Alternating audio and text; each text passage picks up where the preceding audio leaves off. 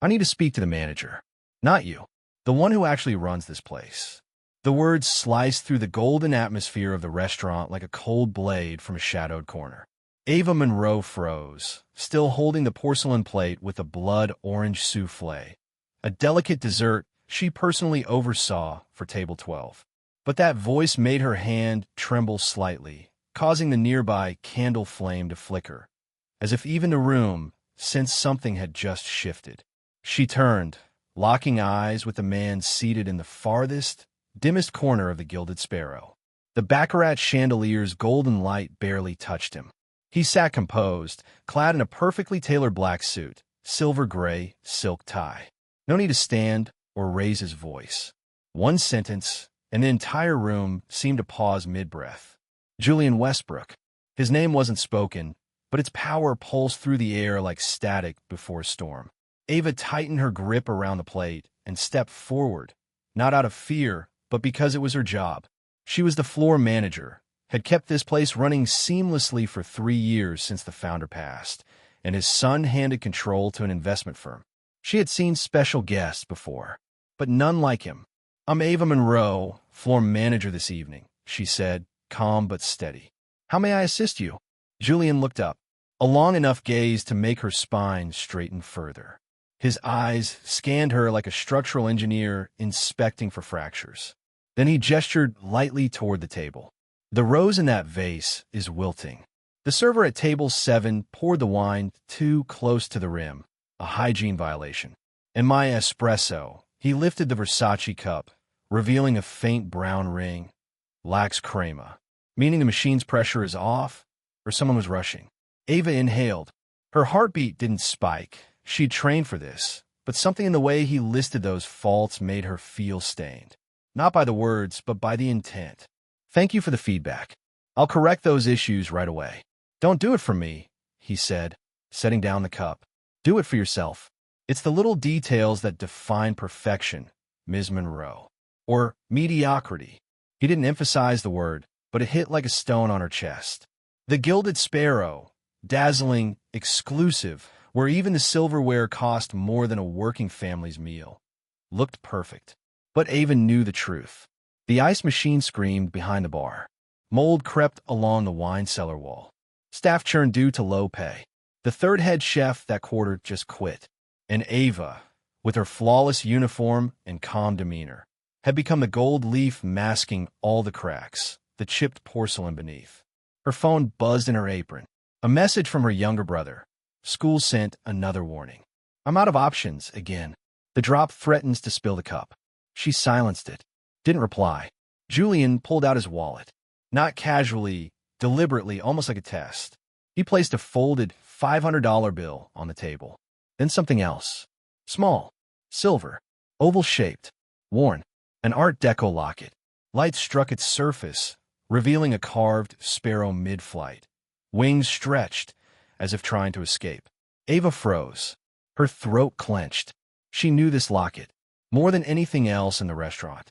Knew it from her childhood, her grandmother's kitchen, from nights when she was told, "When you're scared, hold it.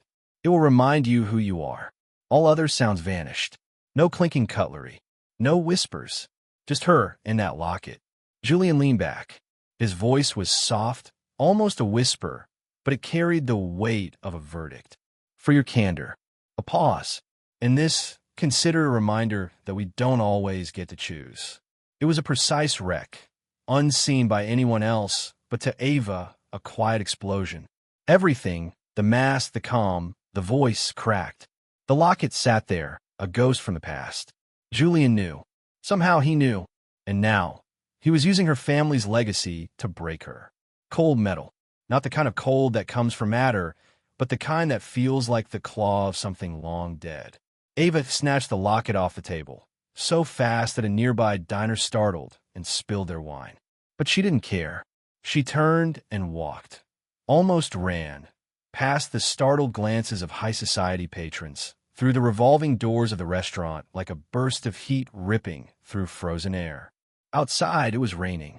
A fine New York drizzle, the kind that blanketed the city in a thin gray veil, as if someone had dusted ash over Manhattan. Julian had just stepped onto the sidewalk, his black umbrella still folded, when Ava blocked him. "What?" The word tore the air like shattering glass. Her voice wasn't loud but sharp. She stood there, hair dampening, fingers clenched around the locket, eyes blazing. "Why do you have this? Who are you?" For a fleeting moment, Julian lost his composure. There was something in his eyes, a flicker of surprise, like he hadn't expected her to react so fiercely. But he recovered quickly, straightening his collar, replying with the calm tone one might use to discuss a wine list. "Auction. An estate liquidation a few years back. Westbrook Capital acquired the entire lot during the sale." Westbrook. Ava repeated the name as if it tasted of blood. That name was a death sentence for everything I loved. Julian opened his mouth, but she didn't let him speak. The accusations poured from her, not with tears, not with pleading, but with the voice of a witness. A prosecutor, a survivor. She told him about her grandfather, owner of the Sparrow's Nest, a small diner in Brooklyn that was once the heart of their family. She spoke of his final days, ravaged by cancer, unable to work, of the debt collection letters stamped with the name Westbrook under the investment branch. The last time her grandmother opened the wooden box under the bed, pulled out the locket, and said, "We have to sell it, to keep the roof over our heads." But they lost both. Julian stood silent in the rain. Droplets clung to the collar of his shirt, like black ink soaking into paper. "We only acquired assets that were already liquidated," he said, weaker now. Ava stepped closer. "No, you people hunt assets. You target the desperate. You play tricks with contracts. You charge compound interest on other people's tears." Julian said nothing. He had no defense. Because he didn't know, he had only heard profitable acquisition, portfolio growth, streamlined restructuring. No one had shown him the other side. No one had shown him the consequences. Ms. Monroe, no, she opened her palm. The locket lay there, heavy. Light from a street lamps reflected off its silver surface, with a stylized sparrow now looked like it was bleeding under the rain. She didn't throw it at him, didn't scream. The anger had quieted. She simply placed it in his hand, a gesture so unnerving it felt ceremonial, like returning a stolen relic, not out of forgiveness, but as a sentence. "You keep it," she said, her voice low, earthy like soil after rain. "Keep it so that every time you see it, you'll remember some things are never meant to belong to you. A breath. And so it reminds you that the price of the perfection you chase was a family torn apart." Julian looked down. The locket rested in his palm, no longer jewelry. It looked like evidence, a shard of ash from a house long burned down. She turned away. No apology, no glance back. She left him standing there, drenched, silent, holding the artifact of a tragedy he was, for the first time, at the center of. In an office on the 52nd floor, where million-dollar deals are sketched on glass walls, no one spoke of Ava Monroe. No one mentioned handwritten letters begging for mercy. The clever contracts. The signatures were signed under the pressure of sickness and the fear of homelessness. But now Julian knew, and for the first time in his life, he realized some legacies cannot be measured in money, but they can be destroyed by it. And his hand, cold, trembling, was holding one of them. Julian Westbrook's penthouse towered on the 57th floor, where drawing the curtains meant Manhattan unfolded beneath him like a carpet of lights. High ceilings, minimalist Italian furniture, spotless white marble. Every item in the home is handpicked by top designers. Yet tonight, the apartment felt cold. More cold. Julian stood silently by the glass wall, hand resting on his chest where the locket remained in his coat pocket. Street lights cast shadows across his face, illuminating dark circles and a furrowed brow not seen before. He'd walked out of multi-million-dollar lawsuits without blinking. But one rain-soaked woman placing a tiny object in his palm had brought him to his knees. That locket, like a silver bullet from the past, had shattered the illusion of everything he believed unshakable. He turned away and walked toward the end of the hall. The walnut door had been sealed for 3 years, his father's room, untouched since the funeral. No one was allowed inside. He unlocked it, The key turned easily, almost as if the lock had been waiting for this moment. The office appeared, preserved like a shrine. A Tiffany desk lamp cast a warm glow onto a massive portrait on the wall.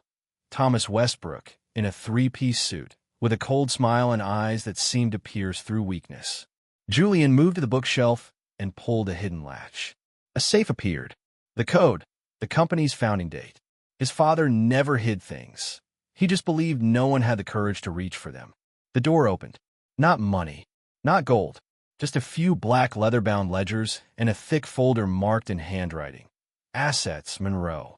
File number 1140B.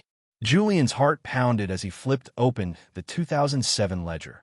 The year, Ava said the sparrow's nest was seized. First line, target, Monroe, prime location, financial instability, high recovery potential. The owner is suffering serious illness. Wife lacks financial literacy. No legal heir on title. Strategy, approach via Hudson Mutual. Activate the compound interest clause. Accelerate liquidation. Julian's spine tingled. He flipped further, printed emails, internal memos.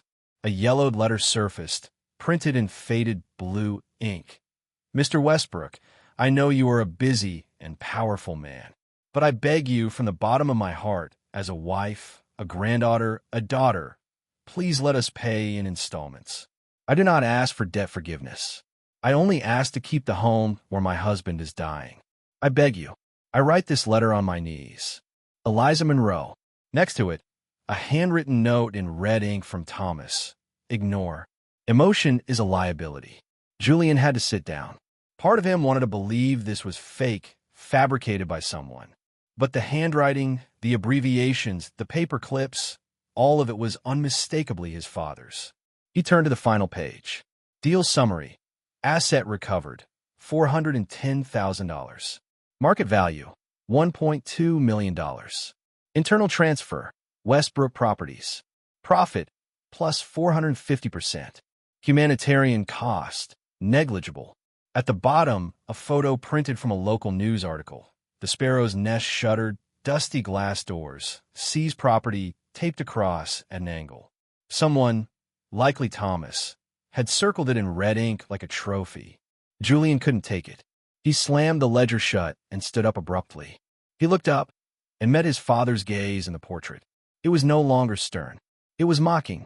What are you doing, Julian? Showing mercy? That's why I never gave you the whole company, Julian screamed, swiping everything off the desk. A bottle of wine shattered, glass flying, dark red bleeding into the carpet like blood. The room shook, but no one heard. No one was there. Just him and the past. The past of an empire built by crushing homes like Ava's.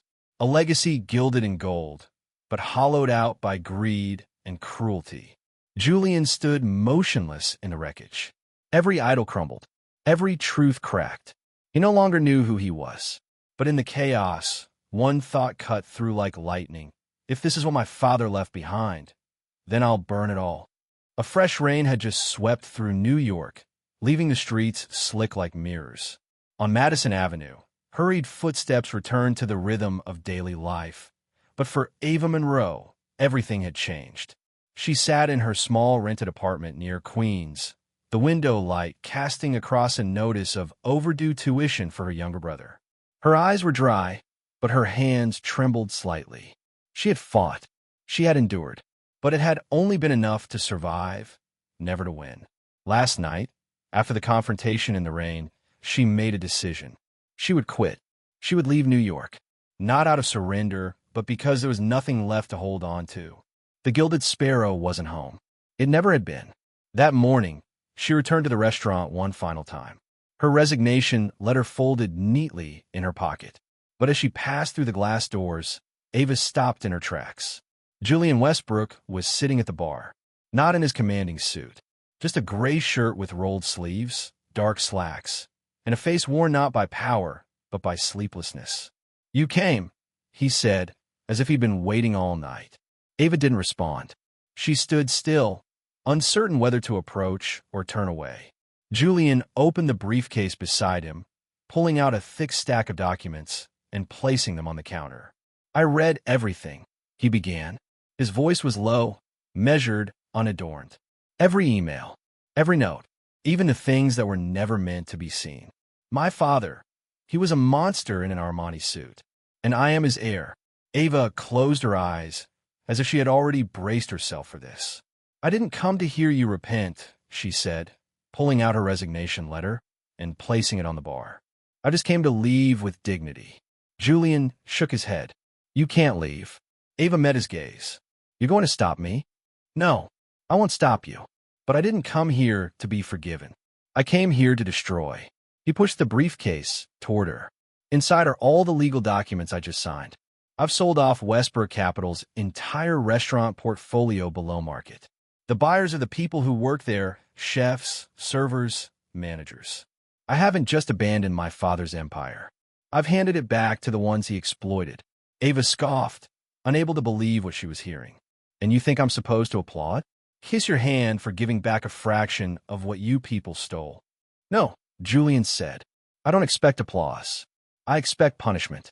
And my punishment is to give you something strong enough to dismantle everything my father built. He opened the briefcase. Inside was the deed to the Gilded Sparrow, the entire building. Along with it, a bank statement shows a massive transfer from the liquidation of the other properties. This isn't a gift, he said. This is restitution. This is capital. For you to rebuild the Sparrow's Nest. Not just a diner. A symbol. Something that could outlast any corporation. Ava went still. Her heart pounded, not with joy, but with confusion. Questions swirled in her mind. Can I accept this? Is this a trap? Or a chance? Can anyone truly redeem themselves through money? She looked at Julian. Why, she asked. Why me? He didn't blink. Because you're the only one who ever looked at me. Not with fear, not with flattery, not with pretense, and told the truth. You made me see myself. And if there's any hope left that I can become someone else, it starts here. Ava looked at the documents, then down at her own hands. The same hands that had carried hundreds of plates, scrubbed thousands of stains, now trembling before an opportunity she never imagined she'd hold. Julian exhaled, soft, steady, like someone who had just finished surgery on his own soul. Now, he said, lips twitching into a faint smile. You can fire me. Ava said nothing. She picked up the briefcase. It was heavy, not just with paper, but with everything beneath it. The past, the present, and the responsibility for a future no one had dared to imagine. Julian stood. He didn't wait for a handshake, didn't seek validation. He turned and walked away. As he stepped through the door, the rain began again. Ava sat alone.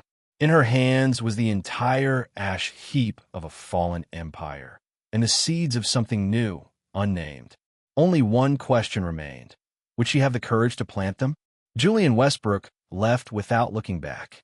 Ava sat alone inside the Gilded Sparrow, now quiet, no longer glittering.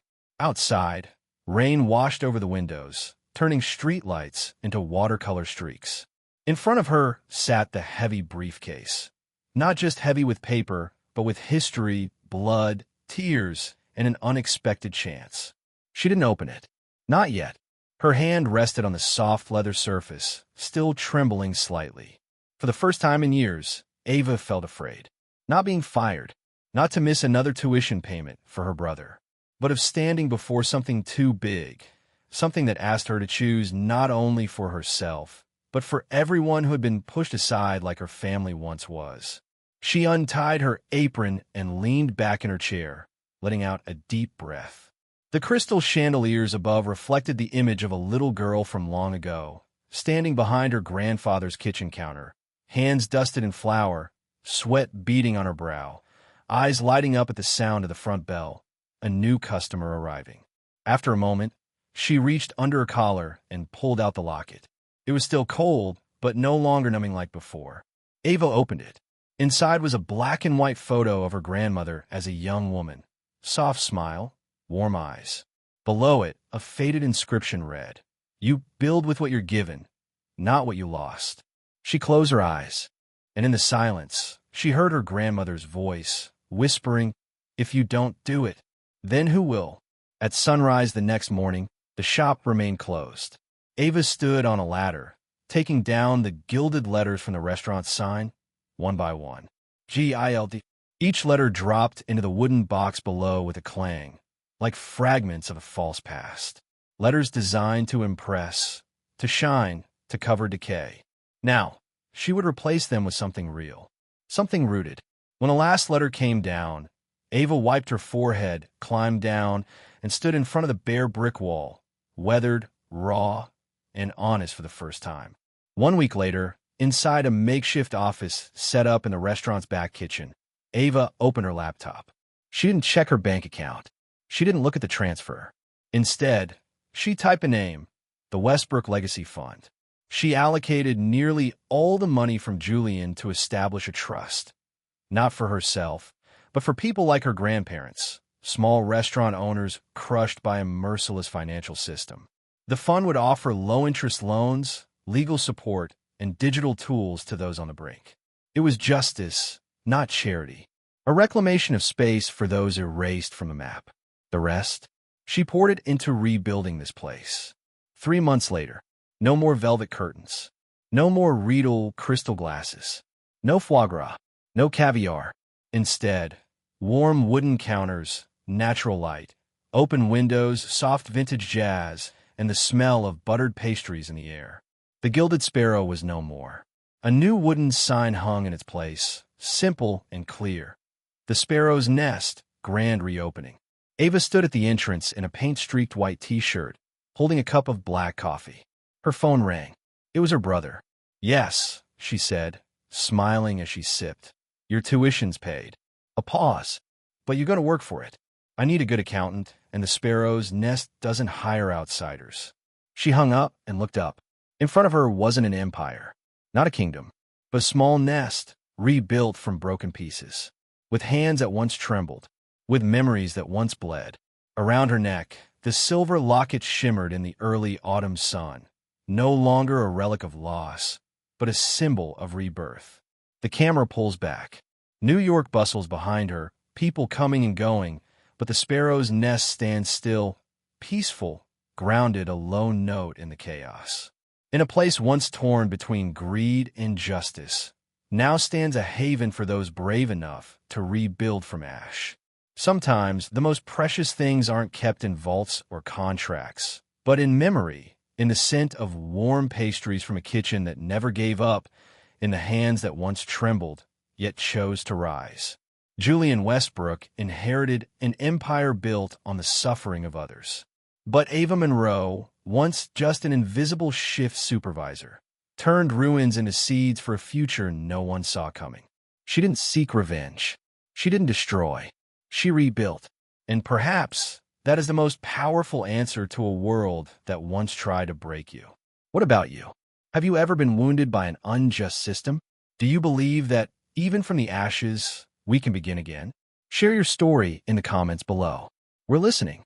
If this story moved you, don't forget to like to spread the message, comment to connect, subscribe to Toch Story, and turn on notifications so you never miss the next story. Stories that stir your heart and awaken your hope. See you in the next video. Toch Story, where broken hearts find their way home.